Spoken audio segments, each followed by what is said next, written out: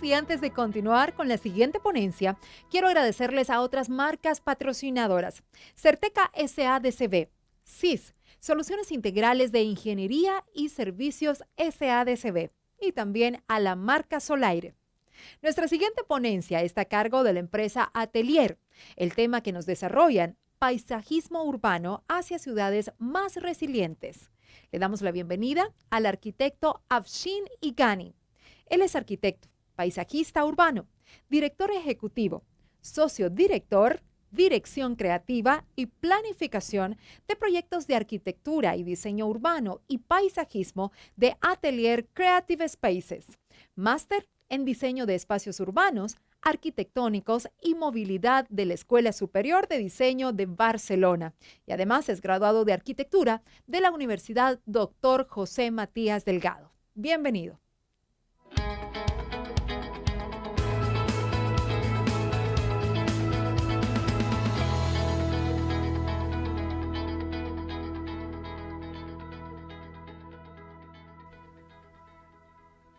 Muchísimas gracias por la invitación.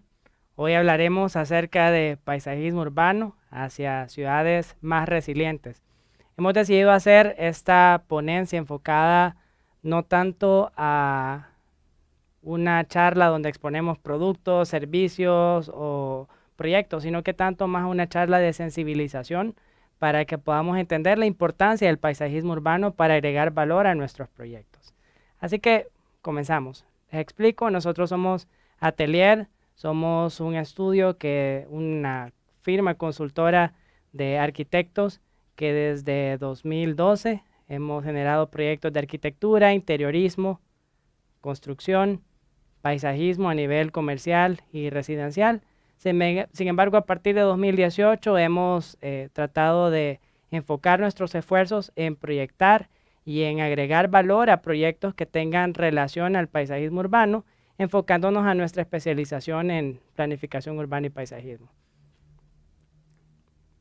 ¿Por qué estamos hablando de paisajismo hoy en día? Bueno, en nuestro país esta es una rama de la arquitectura, del diseño que está bastante subvalorada. Sin embargo, la intención es cambiar ese chip para poder empezar a generar estos proyectos, como les explicaba, que aumenten el valor de la ciudad, que aumenten el valor de los proyectos, utilizando la naturaleza como el pilar fundamental para el bienestar de los usuarios o de los proyectos enfocados al usuario.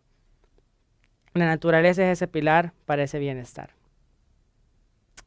¿Por qué paisajismo urbano? Porque estamos hablando con ingenieros, constructores, arquitectos, inversionistas acerca del paisajismo urbano. ¿Por qué se vuelve crucial? ¿Tiene alguna relación? Por supuesto, tiene toda la relación y ahorita les explico.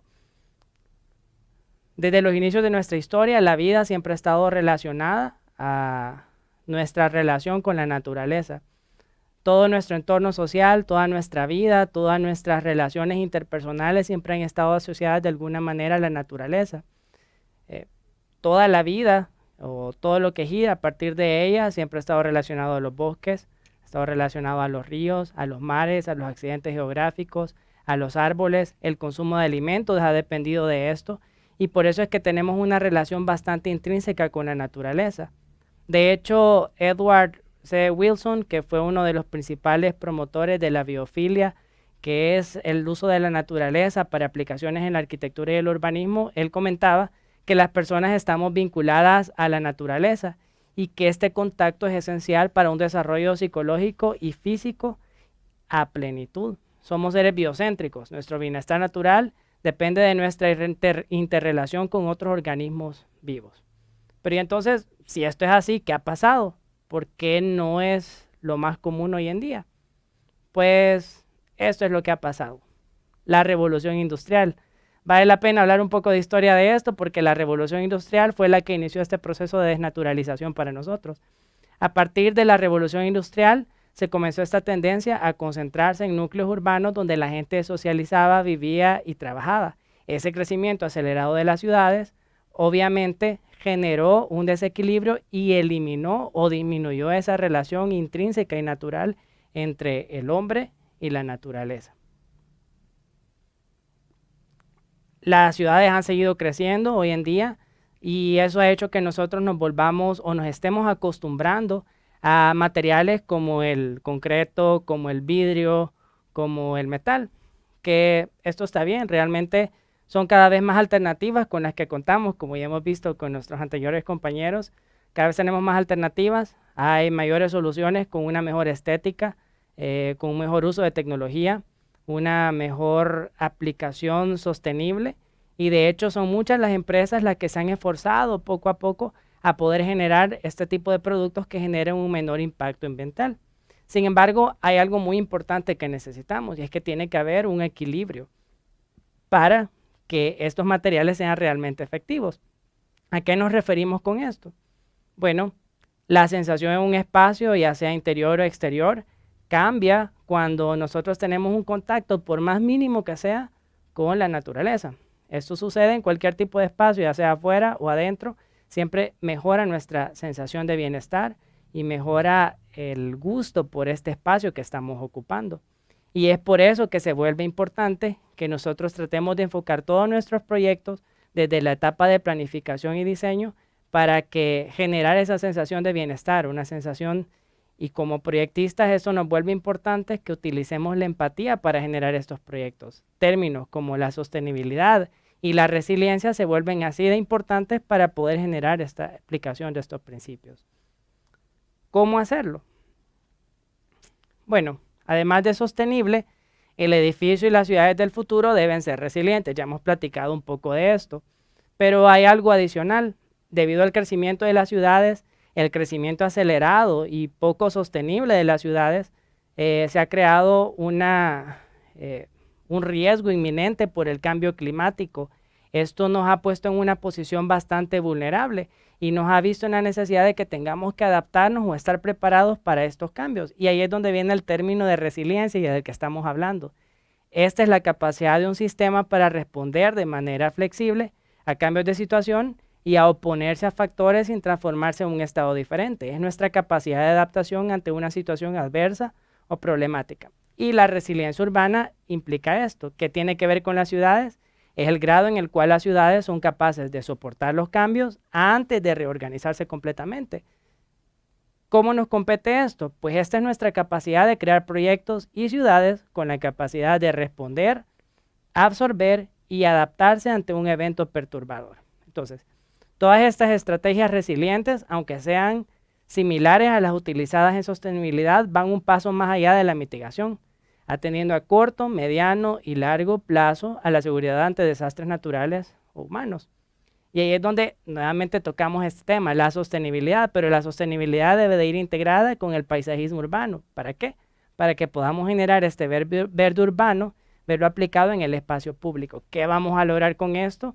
Bueno, vamos a poder mitigar el impacto del cambio climático, como ya hablamos es inminente. Vamos a minimizar el riesgo por los desastres naturales, por la urbanización.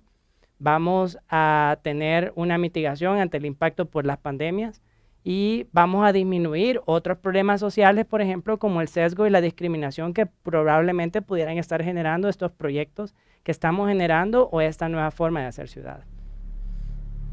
El paisajismo urbano logramos introducción estratégica de vegetación en ciudades y edificios y constituye una de las principales herramientas para la consecución de escenarios resilientes. Hablábamos muy bien de esa relación intrínseca del hombre con la naturaleza. Ahí es donde se vuelve importante que recordemos y involucremos el paisajismo urbano para que podamos volver a esa relación intrínseca y para que podamos generar proyectos de ciudad y proyectos arquitectónicos con este valor natural. Y ahí surge la importancia del verde urbano. ¿Por qué es importante? Con este verde urbano que nosotros generamos en nuestros proyectos, estamos disminuyendo las disfunciones ambientales, estamos mejorando la calidad de vida de los usuarios y estamos generando espacios muchísimo más empáticos.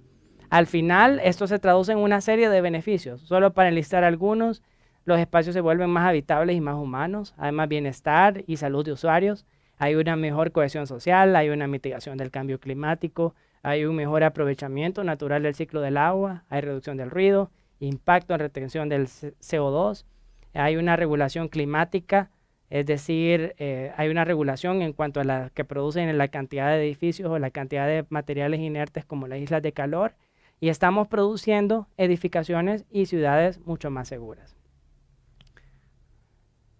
¿Es rentable? Por supuesto que es rentable, y ese es un tema que nos preocupa a todos como proyectistas o como constructores. El desarrollo sostenible habla de 3 factores importantes que hay que ver: el económico, el social y el medioambiental.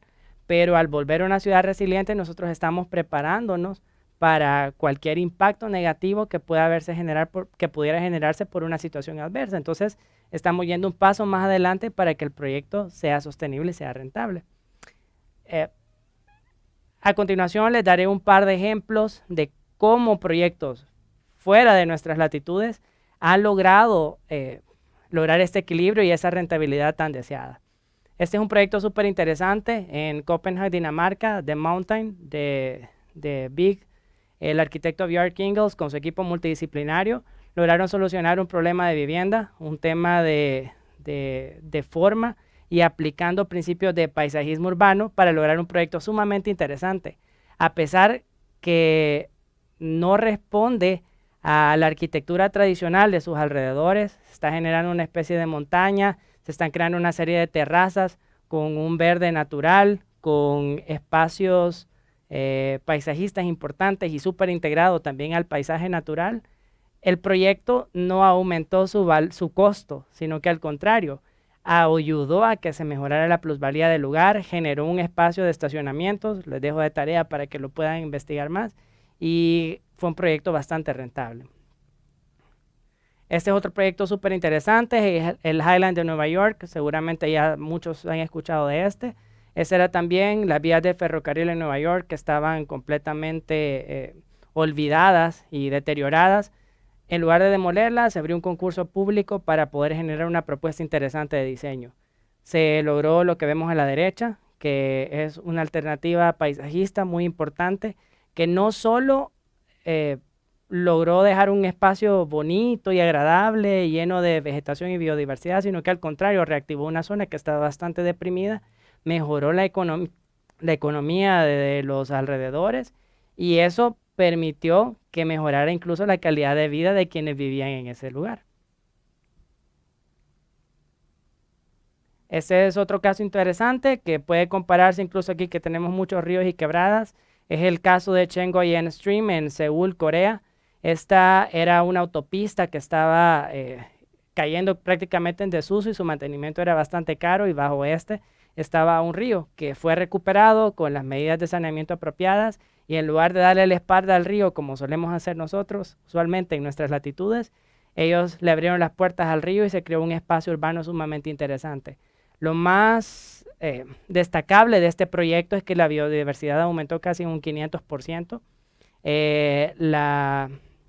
La mitigación de las islas de calor hizo que se redujera aproximadamente de 3 a 5 grados Celsius gracias a este impacto de este proyecto en Seúl, y la rentabilidad de todas las propiedades de la zona aumentó de un 30 a un 50%, lo cual hace que este tipo de proyectos sean bastante rentables independientemente de la inversión que se tenga que hacer. Todo por buenas estrategias, un equipo multidisciplinario, incluyendo el paisajismo urbano como uno de los pilares fundamentales del desarrollo de estos proyectos. Entonces, ¿es posible crear proyectos empáticos, sostenibles y resilientes en El Salvador?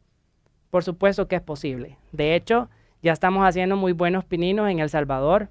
Estamos seguros que de aquí en el próximo quinquenio tendremos proyectos muy destacables. Ya se están trabajando y formulando bastantes al respecto, pero es importante que veamos que ya tenemos un punto de partida.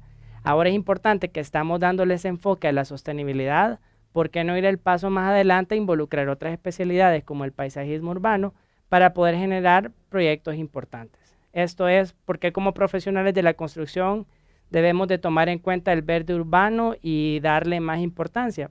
Es una oportunidad de planificar, diseñar, construir y mejorar proyectos y ciudades que tengan una visión nueva y mejorada. Ya se está haciendo, hay unos pequeños pininos. Estos son un par de proyectos, quisiera mencionar, hay una gran cantidad en El Salvador. Algunos colegas están haciendo un buen trabajo, en algunos de estos hemos participado. A nivel privado está, por ejemplo, Vía del Corso Tuscania, el otro está la Plaza Soma, Condado Santa Elena, que ha incorporado el paisajismo a sus estrategias de sostenibilidad para crear proyectos verdaderamente interesantes. desventaja, se han concentrado este tipo de proyectos a nivel privado, entonces en el manejo de espacio público todavía se encuentran segregados y no todas las personas tienen acceso a este espacio. Pero ya hay proyectos a nivel institucional, a nivel de gobierno local, que también se está generando un urbanismo interesante. No podríamos dejar de mencionar el Parque Cuscatlán, que ha sido un detonante interesante en una zona que también estaba deprimida y al final nos ha regalado un espacio público de calidad y nos ha dejado con ganas a los salvadoreños de disfrutar este tipo de espacios. El Complejo Cultural Recreativo San Jacinto, nosotros participamos en la parte de paisajismo en esto, una zona que se peatonalizó, que también estaba en una zona bastante deprimida, sola, cerca de ex casa presidencial, y al final se ha generado un proyecto de calidad para las personas que ha mejorado la calidad de quienes viven en el lugar y también ha mejorado incluso la plusvalía de los proyectos circundantes o de las residencias circundantes. Y no podemos dejar de mencionar el Centro Histórico de San Salvador. Actualmente se están trabajando una serie de alternativas y una serie de proyectos que están en gestión para poder ampliar esta huella que se intervino, para poder también incrementar el valor de este espacio y crearlo como una zona habitable, una zona con vida, una zona segura. Así que vamos por buen camino, aunque hay un largo camino por recorrer. Entonces, en resumen, podemos tener una recuperación verde aún post-COVID, utilizando herramientas como el paisajismo urbano para lograrlo. Sí, sí es posible, siempre y cuando como profesionales de la construcción, como profesionales proyectistas, como diseñadores, tengamos una visión integrada, unificada. Tenemos que sumar esfuerzos conjuntos. Esto no es solo un tema de la empresa privada, no es un tema solo del gobierno local, no es un tema solo de las instituciones de planificación, no es un tema solo de los inversionistas, sino que es un tema que debe verse con esta visión integrada global y todos tenemos que sumar esfuerzos para apoyar este tipo de iniciativas. Tiene que darse un énfasis especial en los equipos multidisciplinarios. Eso de que yo hago todo no es posible. Es importante que dentro de nuestro equipo de planificación y diseño siempre tomemos en cuenta que debe de haber un equipo multidisciplinario para poder dar una visión desde diferentes perspectivas y poder crear proyectos que efectivamente sean de calidad y causen un impacto social y un beneficio económico para quien lo está invirtiendo. Una visión global de indicadores de rentabilidad. Nos quedamos cortos en hablar que un proyecto nos cuesta tanto. No, tenemos que pensar en los beneficios a corto, mediano y largo plazo. No solo los factores o indicadores cuantitativos, sino que hay factores cualitativos que pueden mejorar o darle un upgrade o un adelanto a este proyecto importante. La valorización del espacio público. Tanto en el ámbito público y privado, el espacio público se vuelve importante e inherente para que estos proyectos empiecen no solo a ser de calidad de forma interna, crear clústeres, sino que al contrario, poder generar espacios de calidad para que tengan acceso otras personas y volver un proyecto realmente inclusivo y seguro. Y, por supuesto, atreverse. Esto es sumamente importante. Si no decidimos utilizar o cambiar el chip de cómo estamos trabajando las cosas, de utilizar otras especialidades como el paisajismo urbano o la sostenibilidad para este tipo de proyectos, entonces no vamos a hacer cosas diferentes.